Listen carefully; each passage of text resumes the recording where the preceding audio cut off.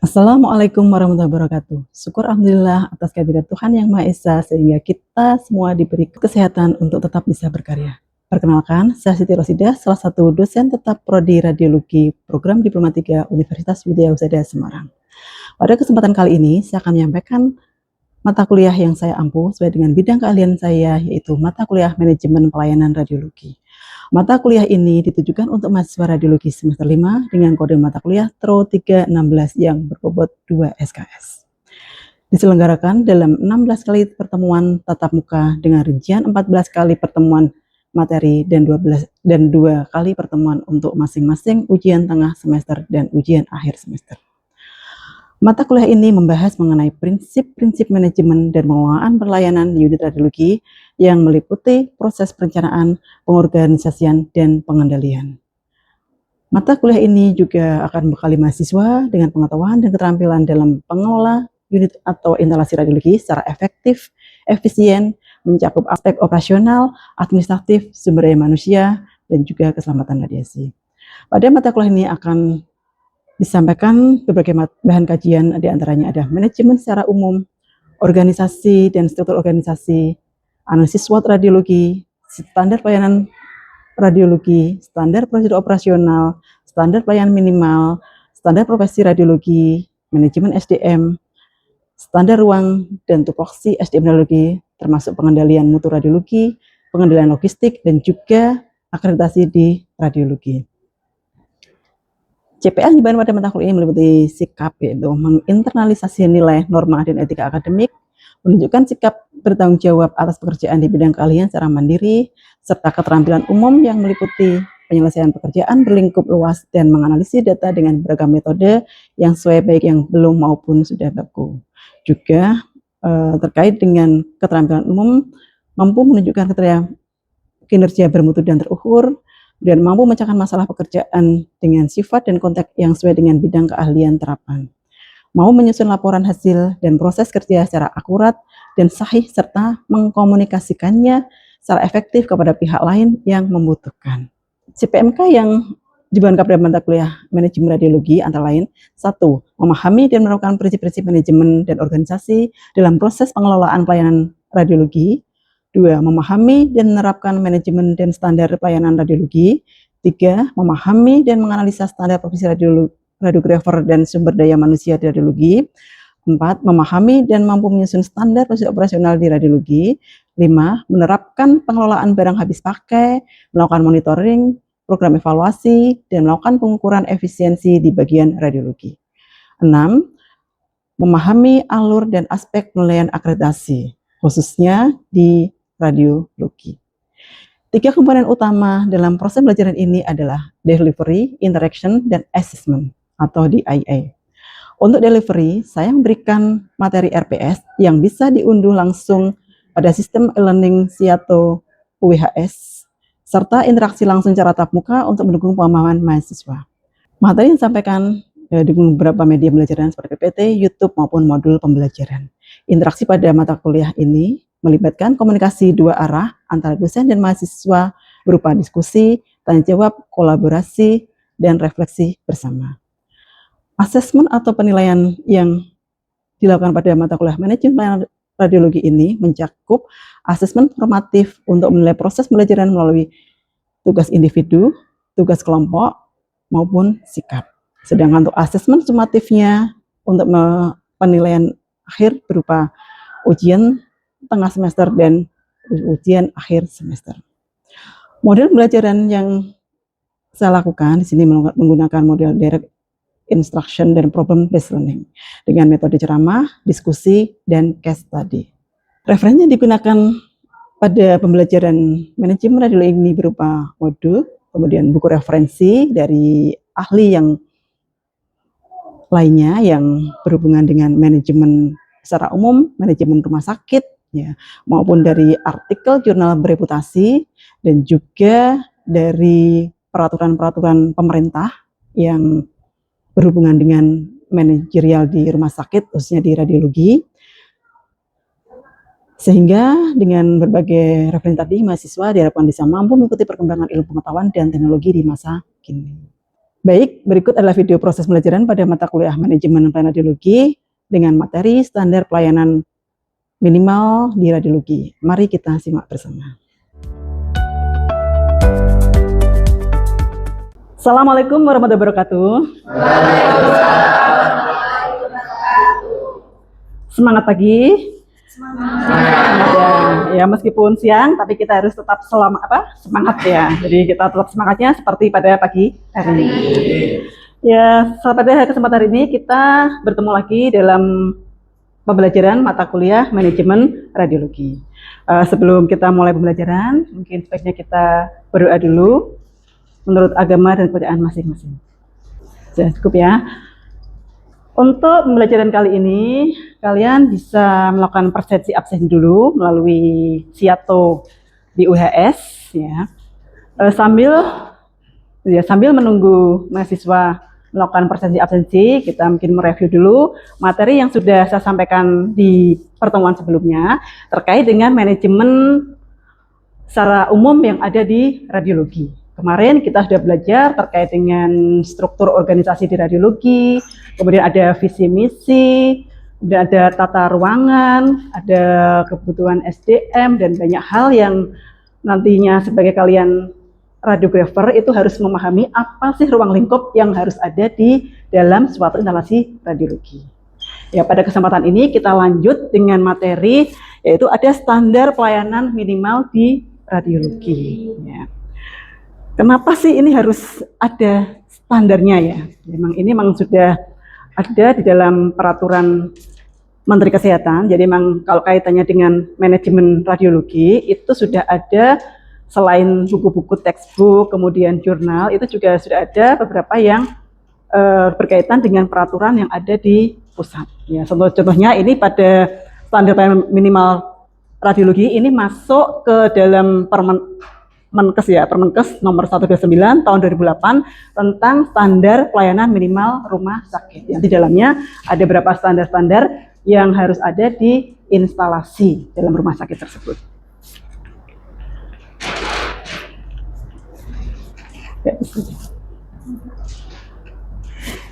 Ya, standar.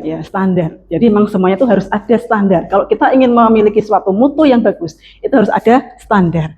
Jadi standar di sini itu suatu nilai tertentu yang telah ditetapkan berkaitan dengan suatu yang harus dicapai. Jadi dengan adanya standar ini harapannya setiap rumah sakit, terutama di radiologi, itu dia semuanya baik rumah sakit A, B, C itu harus memiliki standar minimum yang tentunya harus dipenuhi sehingga itu menunjukkan mutu pelayanan dalam suatu rumah sakit. Ya. Sedangkan standar minimal tadi sudah kita singgung ya, jadi memang itu harus wajib. Jadi memang ini sudah ditetapkan secara terpusat ya dari pemerintah. Harapannya semua rumah sakit di situ di sana dia sudah ada standar yang harus dipenuhi. Meskipun nanti dalam pelaksanaannya itu bisa kita ubah ya, tergantung dengan kebijakan yang ada di dalam suatu daerah. Ya, misalkan ya, dalam suatu daerah ternyata di Permenkes atau mungkin peraturan pusat, dia di situ ada peraturan yang mengharuskan, misalkan jumlah dokter harus sekian. Tapi ternyata di sana kondisinya beda. Ya mungkin nanti itu harus disesuaikan dengan kondisi daerah. Sehingga selain mengacu ke pusat, untuk manajerial di rumah sakit itu juga kaitannya dengan peraturan daerah atau perda. Ya.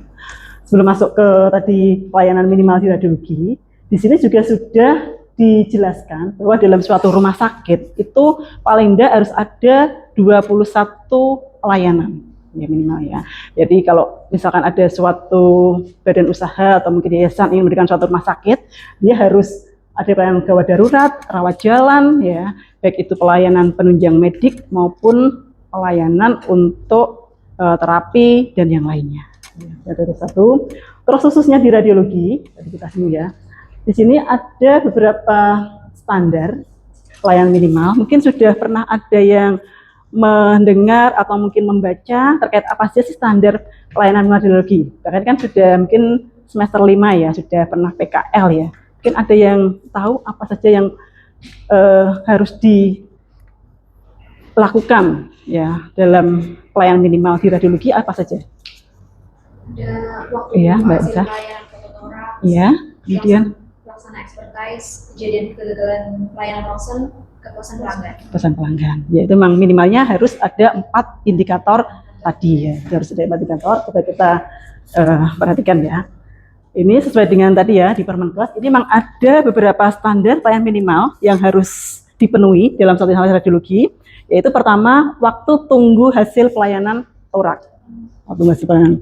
Karena kita lihat di rumah sakit ini banyak ya fototorak. Jadi ini makanya ini dijadikan sebagai standar minimal. Meskipun nanti ada pemeriksaan non kontras, pemeriksaan kontras atau lain-lainnya. Karena yang paling banyak dan sering terjadi, kemudian juga yang non kontras, maka diambillah foto torak. Kemudian yang kedua ada pelaksana expertise. Ya, expertise. Apa itu pelaksana expertise? Oh iya, expertise berarti foto itu harus dilakukan pembacaan, yaitu harus dilakukan oleh dokter spesialis radiologi. Kemudian ada juga kejadian kegagalan pelayanan ronsen. Ini dalam arti foto itu dianggap atau gagal pelayanannya, berarti dia terjadi kerusakan atau pengulangan foto. Ya, karena kita bekerja di radiasi, kita kan harus meminimalkan ya terjadinya radiasi ke pasien, sehingga ini juga menjadi salah satu indikator dalam standar pelayanan minimal di radiologi. Terus yang terakhir ada terkait dengan kepuasan pelanggan. Ya, nanti kita bahas satu-satu terkait dengan 4 indikator yang harus kita penuhi radiologi, termasuk bagaimana cara untuk melakukan pengumpulan datanya, mengolahnya, ya kita bahas satu persatu ya. Ya. Di sini terkait dengan waktu tunggu hasil pelayanan torak atau foto torak. Biasanya kalau kalian foto di lapangan itu banyak pasien antri ya. Terus itu untuk menghitung ini dimulai dari mana sampai mana untuk? Dimulainya pasien di foto sampai dengan menerima hasil expertise. Jadi dari pasien di foto kemudian sampai menerima hasil ya expertise. Ya. Sudah paham semuanya ya. Jadi memang di sini untuk waktu tunggu hasil pelayanan foto torak itu kalau menurut Permenkes di sini ya, itu di situ dari mulai pasien di foto sampai menerima expertise. Tetapi ini ada catatannya ya, itu juga bisa tidak langsung diaplikasikan ke rumah sakit. Tadi yang mengingat lagi terkait dengan kondisi rumah sakit, kapasitas SDM, dan juga peraturan di daerah masing-masing. Ya, misalkan waktu tunggu torak, ini kan katanya tadi dari pasien di foto sampai expertise, ya expertise. Nah, sedangkan kalau misalkan kita di rumah sakit yang daerah, dokternya terbatas, pasiennya banyak, kemungkinan juga bisa melebihi dari 3 jam, sebenarnya segitu. Tapi misalkan kondisi tertentu seperti itu, nanti bisa dibuat kebijakan tersendiri, menyesuaikan kondisi dan nanti diperundingkan ya dengan peraturan di daerah itu tadi. Ya. Jadi di sini memang dari pasien di foto sampai expertise. Tetapi ada juga yang rumah sakit, di situ hasil pelayanan torak ini tidak sampai pasien menerima, tapi sampai dibaca.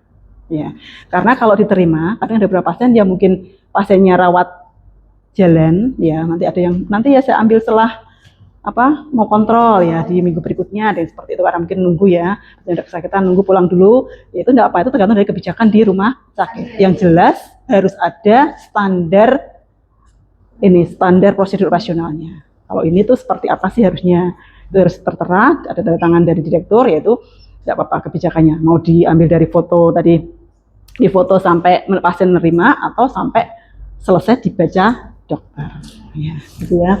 Terus ini jadi semua ini untuk pengumpulan datanya ya. Kalau kita mau mengukur standar ini, kita harus mengumpulkan data terkait pelayanan foto torak. Jadi kita untuk dilihat dulu kan macam-macam berjalan ini ya tidak langsung jadi fotonya ya, ada tahapan-tahapannya. Pasien difoto dulu, kemudian kita mengolah hasil processing ya. Setelah itu baru kita ada nanti mengedit gambar juga ya, mengedit gambar, nanti baru kita serahkan ke radiolog. Jadi nanti semua kegiatan itu dihitung. Tapi yang dihitung dia tadi dari pertama sampai nanti dia sudah di expertise gitu ya.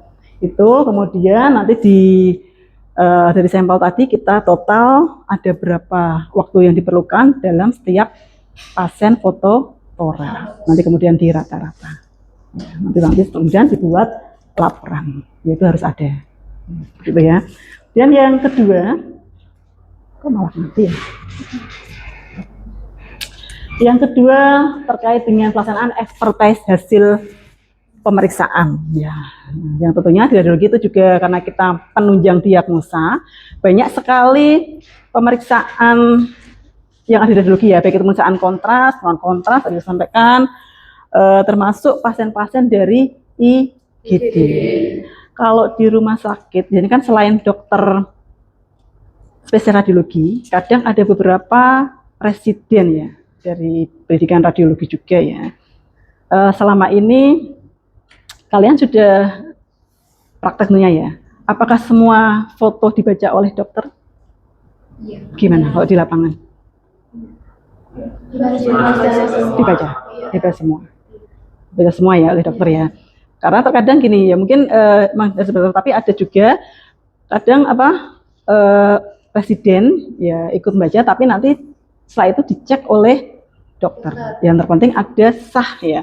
Tadi sudah sepengetahuan dari dokter spesialis radiologi, kemudian juga mengetahui dari ditandatangani oleh dokter spesialis radiologi. Ya meskipun itu foto pinjam basah istilahnya ya, ada pinjam basah, foto mau operasi, kemudian dipinjam dulu, tetap harus semuanya ada bacaannya. Jadi setelah kalau misalkan ada perawat yang minjam foto dulu, ngantar pasien, pinjam foto, yaitu tolong nanti diingatkan, Mbak atau Mas ya, tolong nanti fotonya dikembalikan lagi. Ya, nah, ini kaitan dengan SPM tadi ya, harus semua bacaan dilakukan bacaan oleh dokter spesialis radiologi. Paham ya? Baru dua ya, tadi untuk waktu tunggu tora, kemudian yang kedua ada hasil pemeriksaan. Dan yang ketiga apa tadi?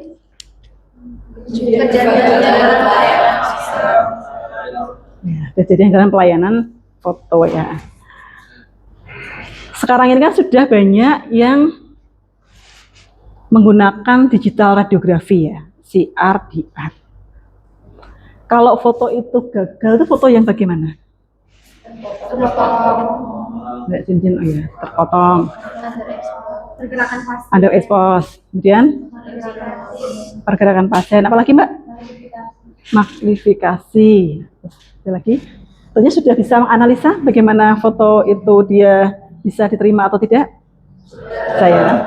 Jadi untuk kegagalan foto ini, karena kita kan kalau dulu mungkin langsung ke film ya, oh dia ini gagal. Tapi kalau ini kita bisa cek di monitor, apakah foto itu bisa diterima atau tidak. Jadi tolong kalau misalkan kalian nanti sudah bekerja atau mungkin masih praktek ya, itu kalau ada kegagalan foto jangan dihapus. Karena nanti itu untuk perhitungan di akhir. Kan di sini jelas ada standarnya berapa persen ini? 2%. Kurang dari sama dengan 2%. Jadi nanti kita harus memilah-milah ya. Misalkan dalam periodenya ini setiap sebulan harus dilakukan pencatatan ya, setiap hari ya, nanti endingnya per bulan itu kita akan pencatatan dari foto yang diulang ya, misalkan hari Senin, oh ada sekian foto.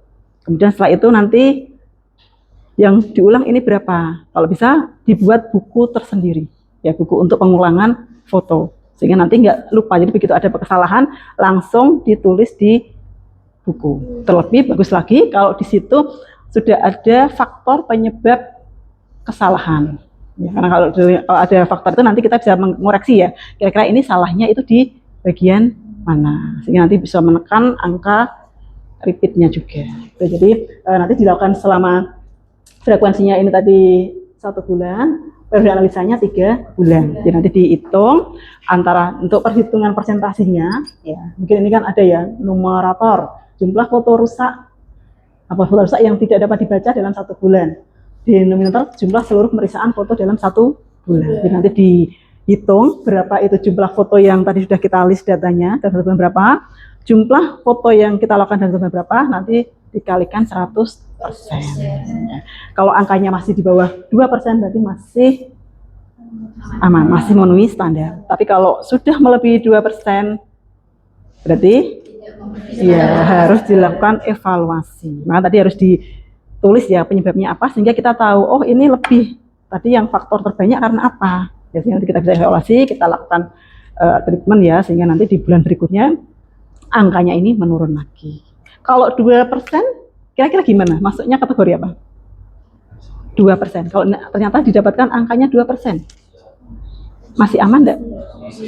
Masih ya, karena di situ ya kurang dari sama itu masih aman kalau 2%. Kalau udah lebih itu yang harus segera dievaluasi. Itu yang paham ya? Ini ketiga. Dan yang keempat,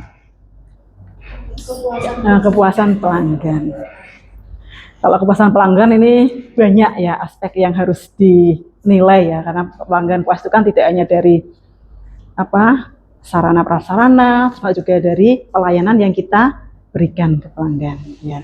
Kalau untuk ya ini memang sangat penting karena ini dengan kepuasan pelanggan ini mencerminkan suatu mutu di dalam radiologi ya. Di rumah sakit sudah di radiologi. Jadi kalau memang pasien itu puas, biasanya nanti kita akan lebih banyak karena dari pasien ya, jadi nanti pasiennya itu dia lebih karena dia kan dari ini ya mulut ke mulut ya. Jadi misalkan kemarin saya meriksa di sana tuh seperti ini gitu ya, sehingga nanti mungkin ada tetangga atau apa makanya ini kepuasan ini harus dijaga di radiologi.